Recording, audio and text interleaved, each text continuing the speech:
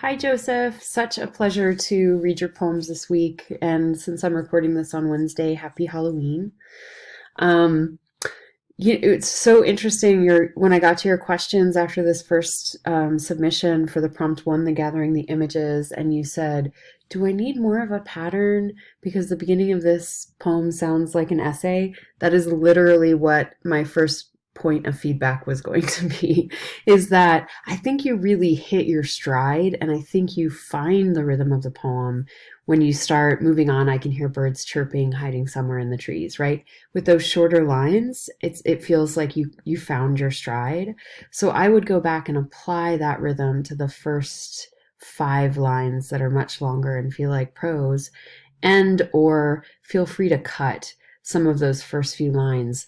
I often find when I'm working on a new piece that the first few lines of the poem are sort of me writing into something before I actually find the thing I'm trying to say. So often, just as a general practice, I'll go to the beginning of the poem and say, like, where does this really start? And I'll cut a few lines or sometimes a whole page, just sort of depending upon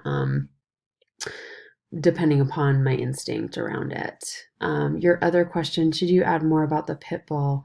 I think you can add more about the pit bull, or maybe you start with the pit bull, right? Because it's like, I don't know if you need the breeze and the sun and the trees and the grass.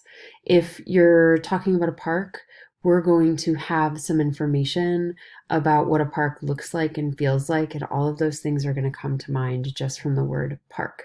What's not going to come to mind is the word pit bull necessarily, right? So it's like if you start your poem describing the pit bull, that could be a really interesting moment to start with. I love that you traced Hug of War by Shel Silverstein. Love, as I mentioned in comments in our discussions, I love Shel Silverstein. Um, you asked what it is acceptable the way that you prompt it. Yeah, so the thing with a prompt, so for example, is it acceptable? It's certainly acceptable for this class. It's exactly what I asked you to do, to trace it this way.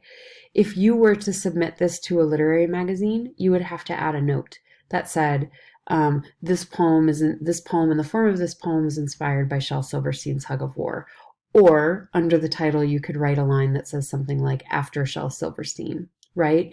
So you're giving credit to the original poem, to the original poet's work. But you absolutely followed the assignment very well. And you say at the end, you deviated from the end everyone, and I think that's totally fine. I think it works. I also really, I love that you used hide and seek and changed it to hide and sleep. It's like what I'd rather do every day. That's real. It's like what I'd rather do every day. So nice work this week. Happy Halloween. Look forward to reading your poem next week.